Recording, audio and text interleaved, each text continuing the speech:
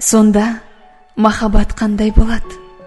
Балдай тамады деуші еді, шамдай жанады деуші еді, қардай жауады деуші еді. Ағарып атқан таңдай болады, бар болса оның өлшемі. Балдай тәп-тәтті мөлдір екен ғой, естеліктердей сен жайлы. Оны қайтару енді бекер ғой, сонысы жанға шер қайғы. Түнекте жанған шамдай екен ол, адасқан жанның шаттығы. Алғашқы жауған қардай екен ол, сұп-суық әттең ақтығы. Айтшы, махаббат қандай болады?